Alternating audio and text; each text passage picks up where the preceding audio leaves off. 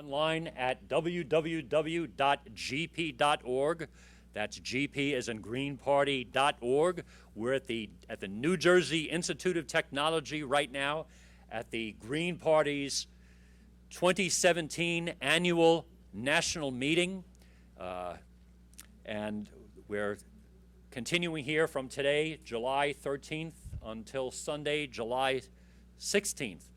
And we welcome everyone who is with us, and we especially thank the staff of the New Jersey Institute of Technology for hosting us. A few words before we have some of our speakers come up to the podium. First of all, we have two press conferences tomorrow morning at 9 a.m. right here in the same location. We'll have a press conference featuring candidates running for public office here in the state of New Jersey. And then at 11 a.m., we'll have a press conference featuring Green Party candidates who are running in states that are not New Jersey, including New York and Pennsylvania and Ohio and perhaps a few other states. So we invite members of the news media to join us for both of those press conferences. Tonight, 6:30 until 10 p.m. There's an opening reception to which news media are invited with panels. This is sponsored by the Green Party of New Jersey Black Caucus, and that takes place in Ballroom A. And let's move forward now. The first person I would like to introduce you to is Aaron Hindman. And Aaron, come up, and you'll be speaking on behalf of the Green Party of New Jersey. Thank you.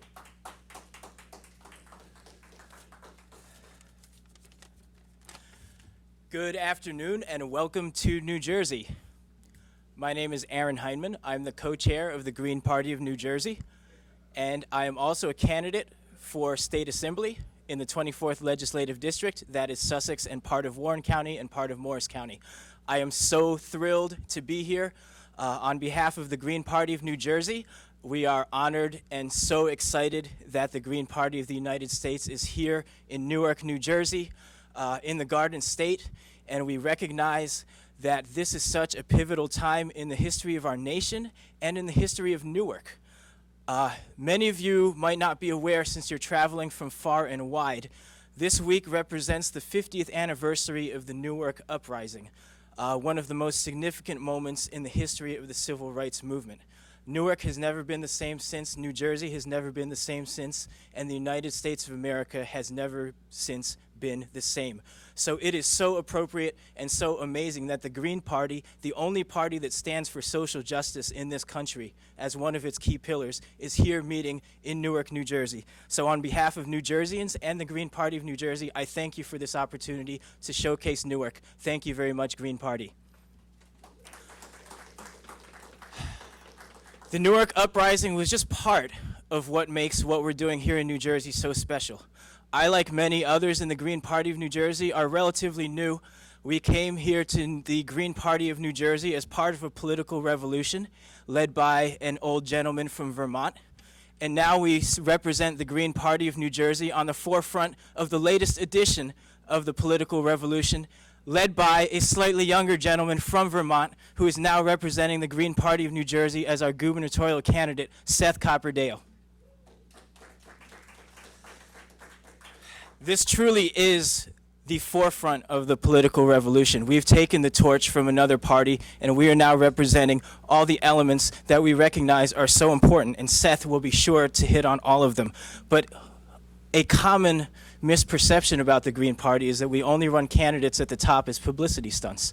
That is not the case here in New Jersey. We are supporting Seth at every level of state and municipal government, with legislative candidates beneath him at Senate and for General Assembly, and also county level candidates for freeholder and municipal candidates as well.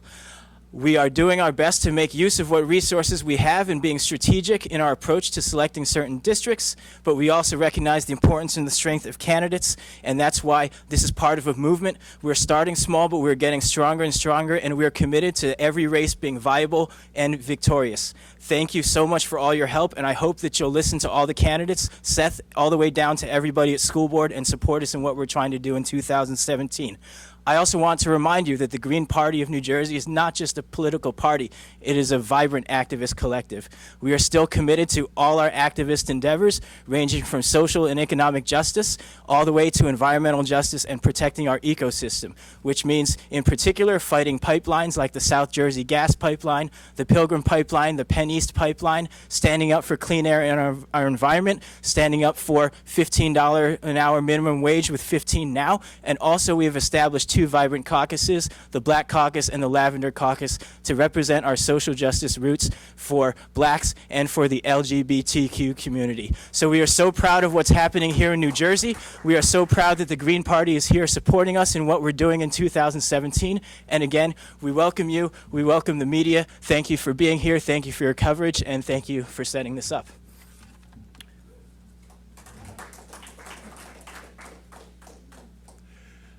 The Green Party does not have a single chair or even two co-chairs running the party nationally. What we have is a more democratic structure with a steering committee, and we'd like to have one of our steering committee members speak right now, Darlene Elias.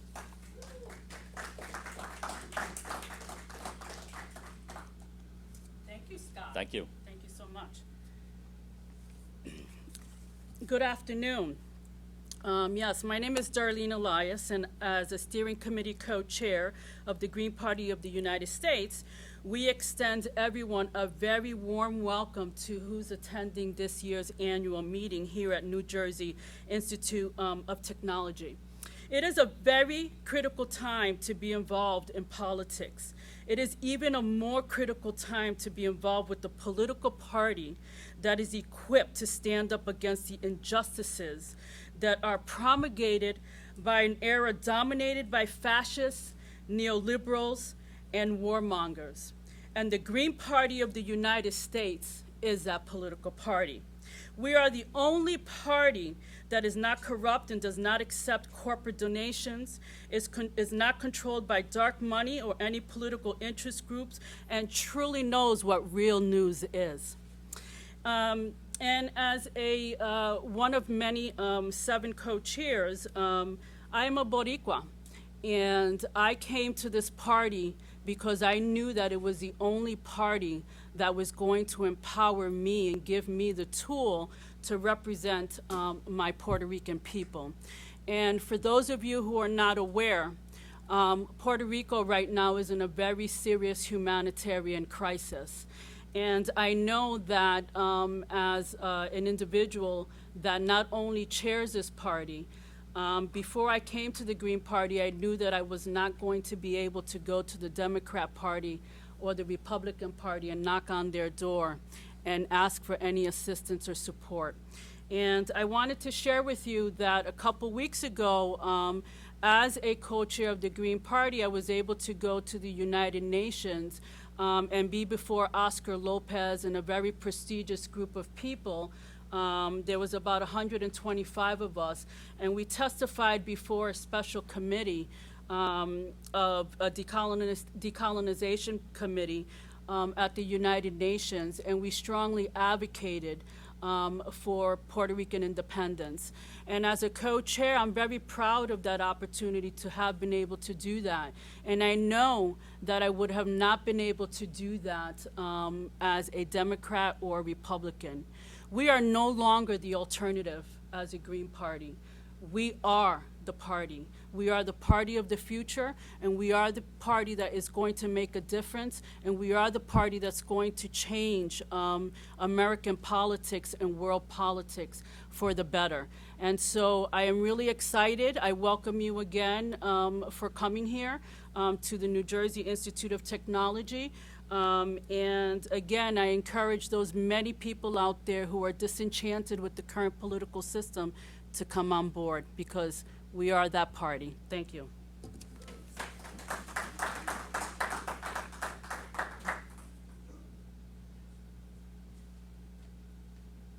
I apologize. In all my excitement, I forgot to introduce my my Boricua sister, right? And actually, myself and Monica, we met each other at ONU because she was also there trying to plead for the cause of Puerto Rico. And she's an indigenous woman, and she's a Taína. And I don't know if many of you know a little bit about the cause of Puerto Rico.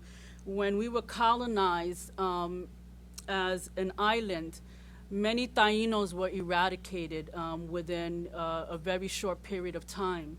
And this is one of these women who proudly displays her heritage and is going to be working with our Green Party to deal with indigenous issues. And so she represents, she's here to speak to you today representing not only the Green Party, but the United Nations Permanent Forum on Indigenous Issues.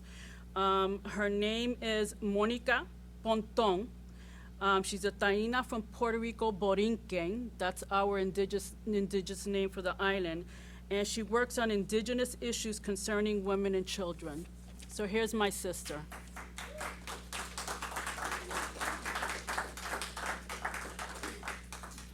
Tagway means good day to you all.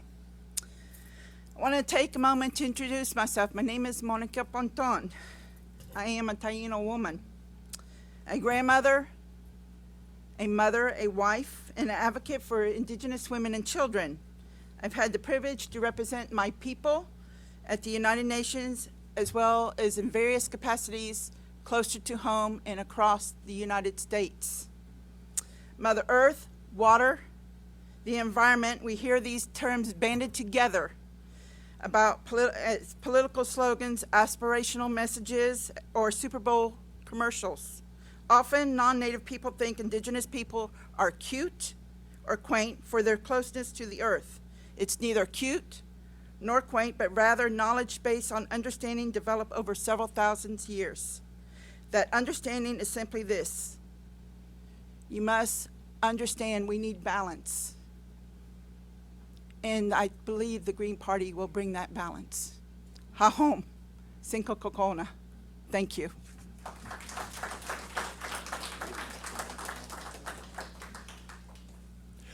And Monica, you are also involved in the organization of the Growing Indigenous Caucus. Yes. In the Green Party as well. Yes. And again, you can read about the Green Party and what we're doing about our caucuses, our state parties, at our website, national website, gp.org. It's a lot of work to put together these annual national meetings, and very few people do more work, maybe nobody, than one of the co-chairs of our annual national meeting committee, Tamer Yeager, who will speak now.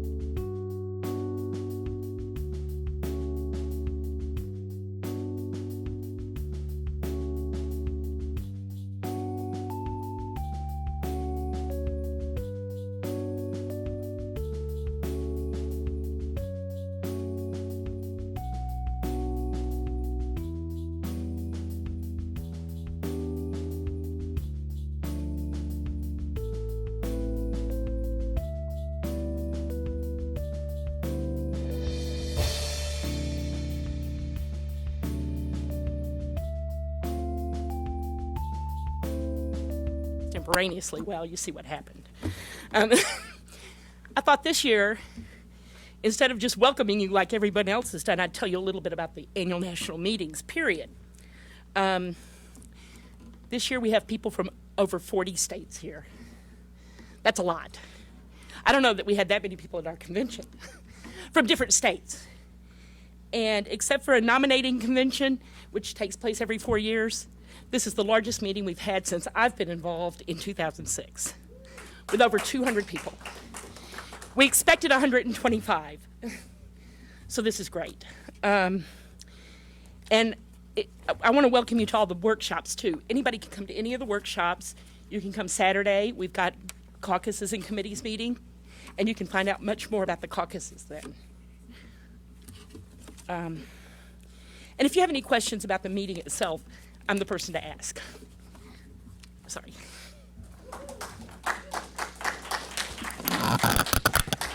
Thank you, Tamar, who has now earned a badge of courage from the Green Party as well. Just about 1 year ago, the Green Party convened in Houston, and we were immensely proud to nominate a wonderful candidate for President of the United States, Jill Stein, who will speak to us now.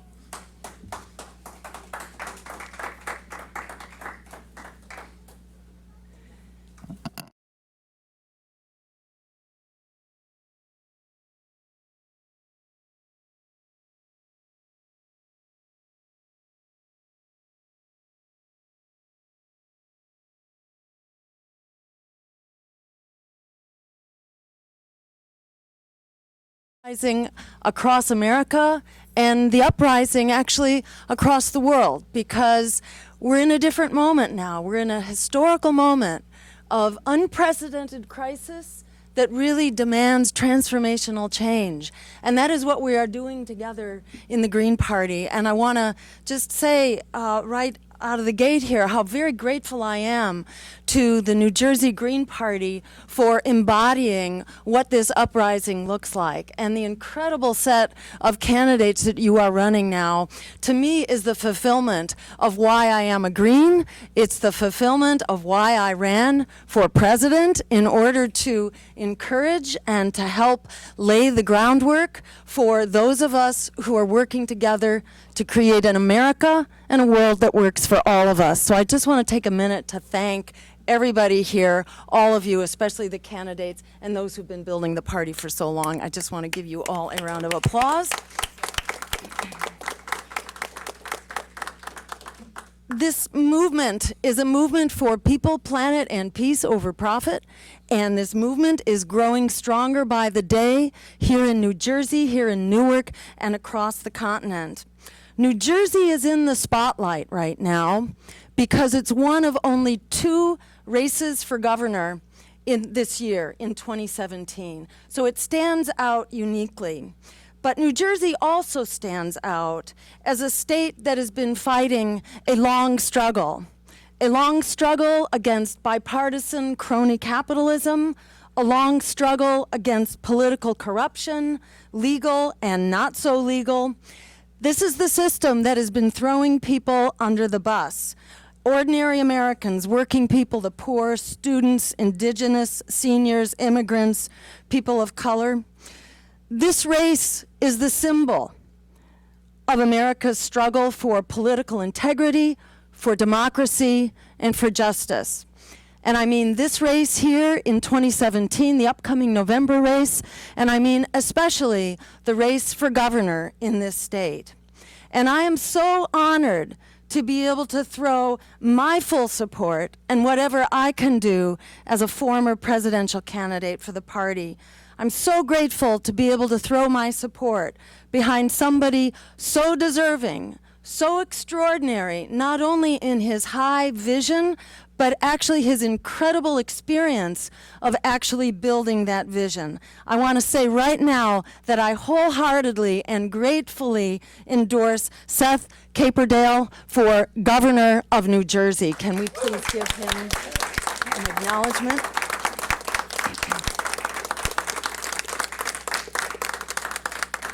Seth is a passionate advocate and a social justice activist whose remarkable abilities match his extraordinary record of public service. He's worthy of support, not just in New Jersey, but to all of us out there who long for a government of, by, and for the people. This is a unique race because people have had it up to here in New Jersey and are hungry for what Seth and the Green Party have to offer. It's also a really exciting race because the Sopranos ethic is playing out in this race in a very explicit way. In a way that says democracy is available for high rollers only. Not only in the way that districts are gerrymandered and very difficult, I understand, in order to even get the signatures to get on the ballot, but also in a way that says you have to come up with almost $500,000, just shy of that, in order to qualify for matching funds. But matching funds is supposed to be for people who need the support, not for the high rollers who can raise $500,000. It's outrageous. And that same requirement, nearly $500,000, is required in order to buy your way into the gubernatorial debates. This is an outrage that every one of us should resist and fight back by making a contribution. Right now, you can go to the website that's posted right down there in front of me, and by making a contribution, all of us together can ensure that we get Seth into that debate, because he's not just standing up for the people of New Jersey, he is standing up for all of us across this nation and across this world. The people of New Jersey are ready for a change. As Seth and others have said, 61% of voters stayed home in the 2013 gubernatorial election. A June poll showed that 66% of New Jersey voters consider voting independent. Recent online polls have shown that Seth is leading all others in an online contest. Getting him into the debates opens up the space for progressive public interest candidates everywhere running under the one national party that is not held hostage by corporations, by banks, by predatory lenders, by fossil fuel giants, and by war profiteers. That is the Green Party, the one party of, by, and for the people. So Seth is running against a political establishment that people are ready to leave behind. One of those candidates was the lieutenant governor for Chris Christie, who was the least liked governor throughout New Jersey's history. Christie was reelected in 2013 thanks to the endorsements of 60 serving Democratic Party officials.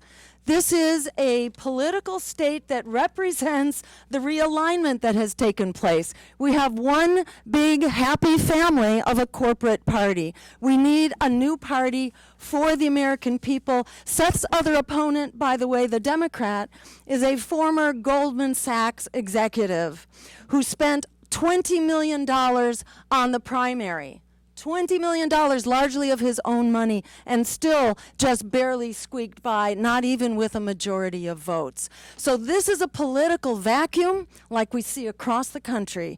This is a political vacuum that is waiting to be filled by the vision, by the values, and by the solutions that Seth has to offer as a candidate. So let me turn this over now to the next governor of New Jersey, Seth Kaper-Dale. We are all behind you, Seth. Stay right up here. I feel better with people. Please do. I want to thank everyone for being here today, and in particular, Jill, I treasure what you've just said, and your endorsement means the world to me. The mantra, people and planet over profit, says it all. And that is, if I want to sum up why I've gone green, I say that to people all the time. People and planet over profit. I've been a pastor of a church for 16 years. And for me, pastor and social justice advocate are one and the same. During the time that I have had that role, I have committed myself to the last being first. That's the way we've done our ministry and our community work. We've built affordable housing. We now have 23 buildings for homeless veterans. That was our response to the Iraq War after we couldn't stop it, was to say, if you can spend billions destroying lives, we'll raise millions to put people back together. We built housing for youth aging out of foster care and built it on the roof of our church to say, faith communities need to be YIMBY communities, yes, in my backyard communities. We built housing for Rutgers students who spent their first 30 credits in state prison and now have been released. And we do that because we want everybody to succeed in public education at the highest level and to live into their dreams. We built a cafe that's run by refugees and immigrants called Global Grace Cafe. And with the hope of George Takei from Star Trek, we've had 2 million people look at the views of that cafe, and we've had more Trekkies at our restaurant than you could ever imagine. But all these things I'm sharing with you just tell you that the last are first is the mantra of my life. And so 4 years ago, when I stepped into the booth with the two main options, I knew it was going to be the Republican or the Democrat that would be elected, and it was 4 more years of Chris Christie, who made public school teachers out to be villains and who bullied his way around the state. That was one option. The other option was Barbara Bono for the Democrats, who was a less tied to the corporatocracy than usual Democrat. And I knew 60 of those Democrats had already endorsed Christie, and that the ones who hadn't publicly endorsed were keeping their people home, keeping their unions that they had the power over home to make sure that Christie got in again. I remember thinking, I want a candidate who believes that the last are first. Not just that the middle need to be bought so that they think they might get something from the trickle down from the top. I want someone who believes the last are first. And I thought right then, I'm not going to find it in New Jersey. I'm not going to find it in New Jersey politics. I'm not going to find it in America. We got to get there. And then I found the Green Party, and I realized, yeah, actually, I am going to find it. It's right here in the Green Party. And that's why I'm running for governor of the state of New Jersey as the Green Party candidate. Within this state, there is no progressive running in any other party. You will hear the word progressive bandied about by the soft liberal ideology of the Democrats, but I am hashtag only progressive running. And I just ask that you go to that, hashtag only progressive running. And if that one doesn't get you, we're hashtag last are first. We really believe that this is the year New Jersey can decide to belong to the people, that we can say that the last are first, and that means affordable housing for everyone. That the last are first, and that means that when you go to jail, you don't lose your right to vote. The last are first, and therefore, if you are a child, you shouldn't wonder where you're going to sleep at night. There should be enough state rental assistance vouchers to make sure that no child is wondering where they're going to sleep at night. And if the last are first, it also means taking on the powers in such a way that we challenge the big money. So we need to make sure that we have progressive taxation that says if some are grotesquely wealthy on this capitalist system that's disaster capitalism, we need to make sure that there's much more going back to the commons. And we need to have a public bank that says instead of investing in hedge funds that allow us to dig mines in Honduras and dig mines in the Philippines and clear-cut Brazil and dig pipelines across Africa, we need to say that instead of that, we're going to have a public bank that allows us to rebuild our public transportation system and give low-interest loans and help us with building a renewable energy future so we can stop having the wrong kind of pipelines running across the state and instead having a renewable energy future that is the new grid that guides this state. And finally, we need Medicare for all in this country. We all know we need Medicare for all in this country. And it's time for a governor to say, that cradle to grave, Medicare for all is what we need. We need to model it in as many states as we can. I'm thankful for other states that are also taking this kind of lead. And I'm the only candidate in New Jersey who's saying that single-payer Medicare for all could really work. And we're going to make it work here in this state. Thank you very much for having the Green Party convention here. I'm honored to be your candidate for governor in this state. Thank you. Do we want to, did you formally endorse me there? Yes, I did. Okay. So, because of Jill's endorsement, I want to give her a Kaper-Dale for Governor t-shirt. This is our shirt, and we are very proud to give it to you.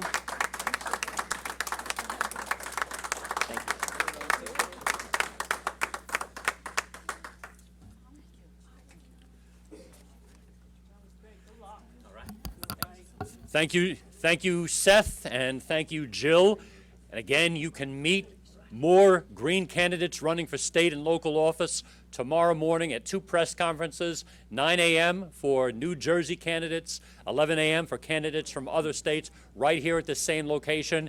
And these press conferences will be will be live streamed as this one is. And now I'd like to have all those who spoke today at the side, right over here, come on up, and we'll take a few questions from news media. This is a Q&A for members of the news media.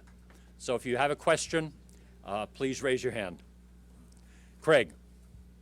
Yes, as Jill can attest, there's a tendency that the debate sponsors will exclude alternative candidates.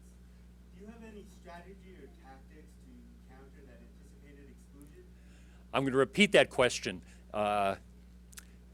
The problem is that alternative party candidates are being excluded from the debates. Does Seth Kaper-Dale and his campaign, do they have a strategy to challenge that exclusion? Come on up and use bend the microphone so it's close to your mouth. If I can come up with $430,000, I will not be excluded. So I'm going to come up with $430,000. We need to be included this time around. And once we're included and we win, one of the first things we'll do is we'll change that blasted rule to make sure that the next people that come along don't have to be excluded for dollars. If anything could increase, I think we should be increasing the number of signatures you get to be included. Show that you're a viable person who's got a real level of engagement with the community across the state. Let's have that number go up and have the dollar figure go down. That's what I would suggest, and that's what I believe we're going to do. Finally, the last thing I want to say is it would be such an embarrassment for the state to not include me in the debates if we start polling at a decent number. And so the strategy of our campaign has been to get out into every community in New Jersey as regularly as we can. We're in the middle of a 900 events in 90 days push through the state of New Jersey. We are shaking hands with everybody. And I can tell you, I asked folks if they knew who the Democrat was, occasionally even using the name of the Democrat, just to see the other day.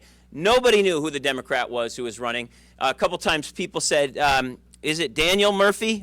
I said, no, that was the second baseman for the Mets a few years ago, and he's been with the Nationals for a couple seasons. So really, if they don't include us, that'd be a big mistake, since we're going to be the most well-known gubernatorial candidate running in the state this year.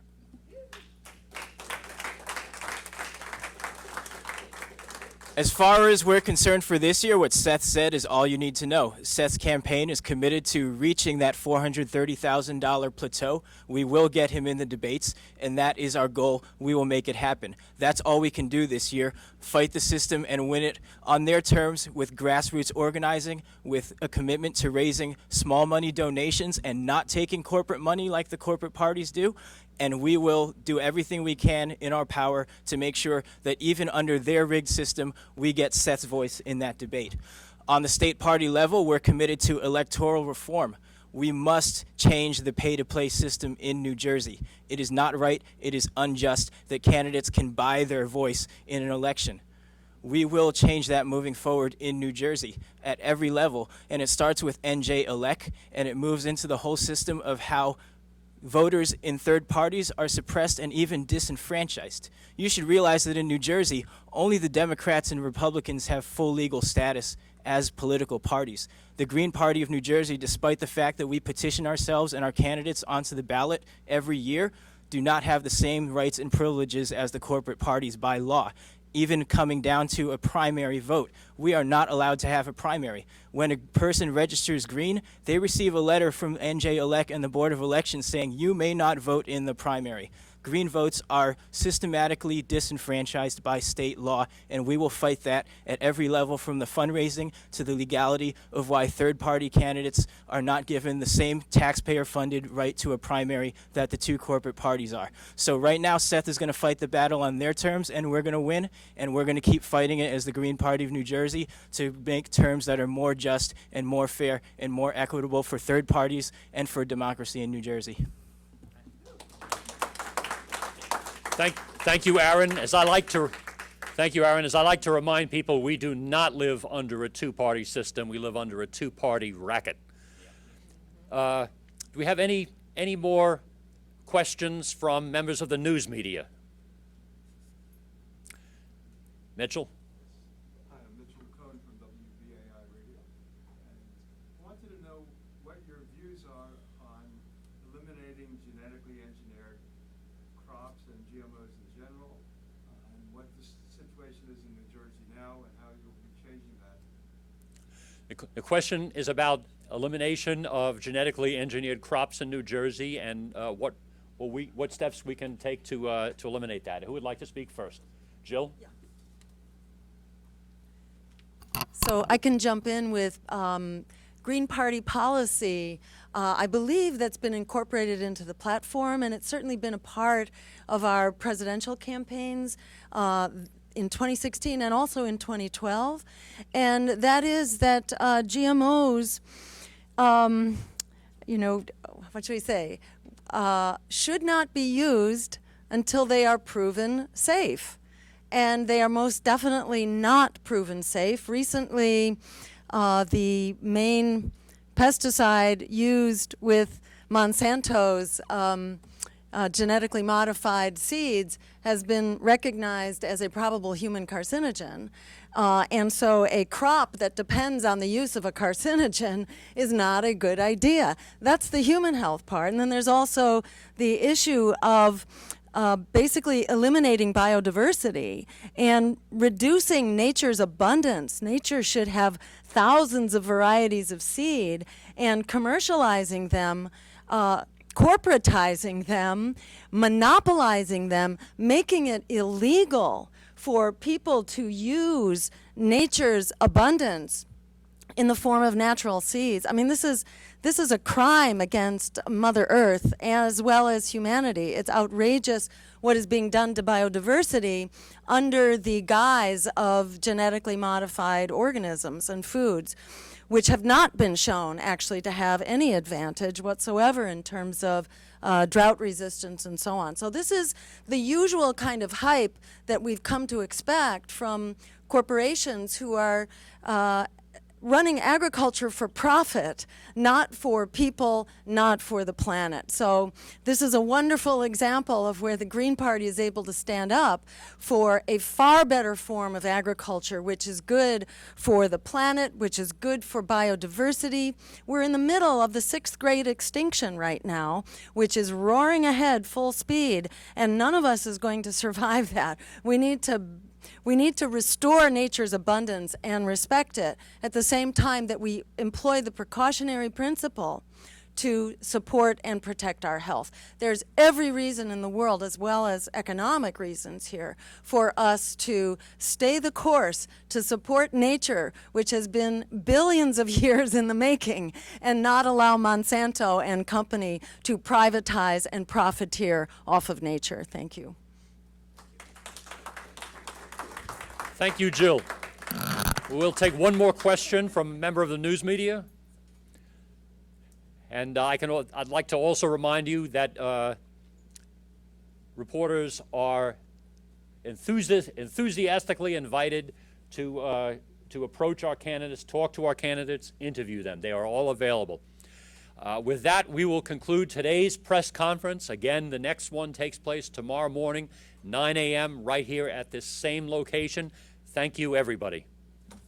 Thank you. Let's have people.